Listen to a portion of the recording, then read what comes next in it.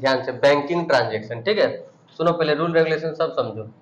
Banking transaction मतलब bank संबंधी लेन then, ठीक। तो देखो बैंक तो वैसे पर्सनल अकाउंट होता है, बैंक वैसे क्या होता है, पर्सनल अकाउंट। लेकिन अगर कैश एट बैंक मान के बनाएंगे तो मॉडर्न रूल से ऐसे बना सकते हैं, देखो बैंक, कैश एट बैंक को हम लोग क्या मानेंगे, एसेट्स।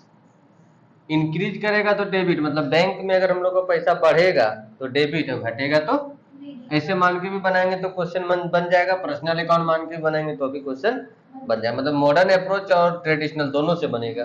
अब समझो एक एक करके, कैश हम लोग जमा करें तो दो अकाउंट है इसमें, एक कैश और एक बैंक। बैंक इंक्रीज कर रहा है और कैश क्या कर रहा है, डिक्रीज। तो देखो इंक्रीज जो करता है वो डेबिट होता है, और जो डिक्रीज करता है वो क्या होता है, क्रेडिट होता है। क्लियर हो गया ये। इसको इस तरफ से भी घुमा के पूछ सकता हूँ, ओपन ए बैंक अकाउंट, बैंक में क्या खुलवा रहे हैं, अकाउंट खुलवा रहे, ठीक है, इस तरह भी पूछ सकता है। या कैश सेंड टू बैंक, यहाँ ये भी लिख सकता है। सबका मतलब वही चीज हुआ, बैंक में पैसा जमा करना। बैंक से अगर पैसा निकालेंगे, देखो यहाँ तुम लोग को एक बार पर्सनल यूज लिखा देते हैं ना, तो हमेशा दिमाग लगता है कि मतलब जैसे विथड्रू देखती है तुरंत ड्रॉइंग। विथड्रू मतलब होता है निकालना, लेकिन किस लिए निकाल रहे हैं, ऑफिस यूज ने, तो पैसा इंक्रीज कर रहा है और बैंक क्या कर रहा है, डिक्रीज। सबसे बड़ा झमेला पता है इसमें है, चेक में, ठीक है। सबसे बड़ा झमेला ना किसमें है, चेक में। सुनो चेक के बारे में याद रखना, एक चेक जो होता है 3 महीना तक वैलिड होता है। कितना महीना तक, 3 महीना तक। तो चेक अगर गया तब तो कोई दिक्कत नहीं है। देखो चेक अगर जाएगा तो कोई दिक्कत नहीं है, बैंक अकाउंट क्रेडिट होगा। क्यों, क्योंकि बैंक डिक्रीज करेगा। जब हम लोग चेक से किसी को पेमेंट करेंगे तो बैंक हम लोग के पास डिक्रीज करेगा, तो फिक्स से हमेशा क्या होगा, क्रेडिट होगा। लेकिन अगर चेक रिसीव करेंगे तब दो बात हो जाएगा, कि अगर उसी दिन अगर बैंक भेज दिए तो ठीक है, और नहीं भेजे तब क्या होगा। देखो चेक तुरंत आएगा, तुरंत बैंक नहीं जाता, 3 महीना तक वो वैलिड होता है। कितना महीना तक, 3 महीना तक। देखो चेक आया, देखो यहाँ लिखे हैं, चेक आया लेकिन not send to bank same day, मतलब उस दिन चेक हम लोग बैंक नहीं भेजे। तो हमेशा याद रखना क्या लिखना, चेक इन हैंड डेबिट होगा। क्या डेबिट होगा, चेक इन हैंड, याद रहेगा ना, क्या डेबिट होगा, चेक इन हैंड। और अगर चेक आया और उसी दिन कहाँ भेज दिए, बैंक, तो बैंक में पैसा बढ़ जाएगा तो बैंक डेबिट होगा। क्लियर हो गया।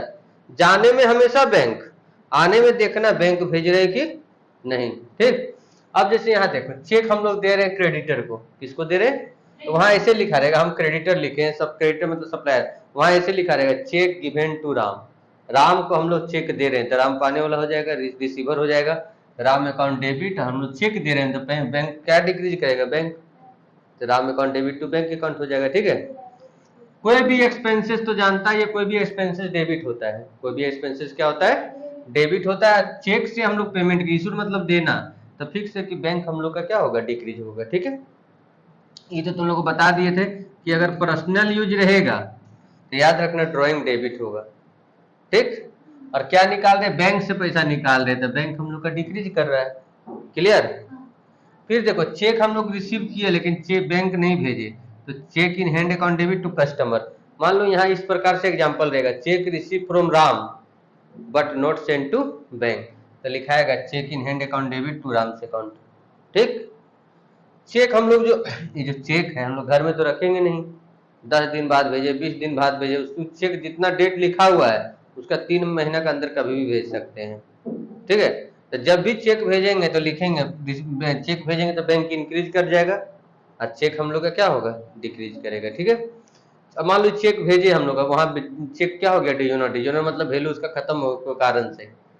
मान लो 10 लाख रुपया लिखा हुआ था, उसमें 10 लाख रुपये बैंक में नहीं था, चेक का साइन नहीं मिल रहा था, चेक में ओवर राइटिंग था, बहुत कारण से डिजोनर होता है। डिजोनर मतलब चेक बाउंस हो जाना। तो याद रखना इसका customer account debit to bank, फिर बैंक डिक्रीज कर जाएगा, फिर हमको जिससे लेना होगा डेटर इंक्रीज कर जाएगा, है। डेटर मतलब देखो जिसका तुम हमको चेक दी थी, ठीक है, चेक दी थी, चल लीजिए ट्यूशन फी। अब तेरा चेक अगर नहीं बाउंस हो जाएगा तो हम फिर से तुमसे मांगेंगे, इसीलिए फिर डेटर इंक्रीज कर जाएगा, अब बैंक क्या हो जाएगा, डिक्रीज। हम लोग तो सोच रहे थे कि बैंक पैसा आ गया अकाउंट में, लेकिन वहां कहाँ आ रहा, बैंक उल्टा बैंक क्या हो जा रहा है, डिक्रीज हो जा रहा है, डेटर क्या हो जा रहा है, इंक्रीज। कोई भी तरह का चार्ज, देखो हम यहाँ एक चीज लिखे हैं, बैंक चार्ज, इंसिडेंटल चार्ज, कोई भी तरह का चार्ज रहेगा, कोई भी तरह का बैंकिंग एक्सपेंसेस रहेगा, डेबिट कर देना, नॉमिनल अकाउंट है। और टू, हम लोग का बैंक से कट रहा है तो डिक्रीज क्या कर रहा है, बैंक, डिक्रीज क्या कर रहा है, बैंक। उधर आ जाओ, इंटरेस्ट अलाउड बाय बैंक, बहुत अच्छा, एक जगह तुम लोग का लिखा गया पूरा बैंकिंग ट्रांजेक्शन एक फ्रेम में आ गया पूरा।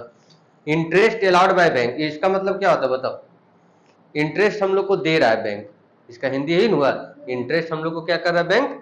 तो देखो प्रॉफिट ऐसे याद रखो, मान लो हम लोग गोल्डन रूल नहीं याद रखना चाहते तो ऐसे भी तो याद रख सकते हैं, एक्सपेंसेस डेबिट होता है, प्रॉफिट क्रेडिट होता है, ठीक। तो देखो प्रॉफिट है इसलिए क्रेडिट हुआ, बैंक हम लोग को इंक्रीज करेगा, बैंक जब इंटरेस्ट देगा तो बैंक हम लोग का क्या होगा, इंक्रीज ना होगा, बढ़ेगा ना हम लोग का बैलेंस।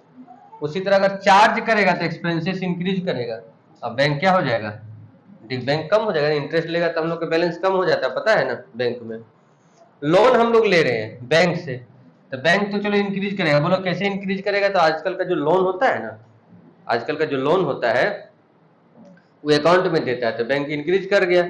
लेकिन एक चीज और हम लोग का हो जा रहा है, हम लोग को लाइबिलिटीज इंक्रीज कर जा रहा है, बैंक लोन भी तो आ जा रहा है, लोन ले रहे हैं तो बैंक लोन भी तो आ जा रहा है हम लोग के ऊपर। तो जब तक बैंक इंक्रीज कर रहा है तो एक लाइबिलिटीज भी इंक्रीज कर रहा है, तो इसलिए बैंक लोन क्रेडिट होता है।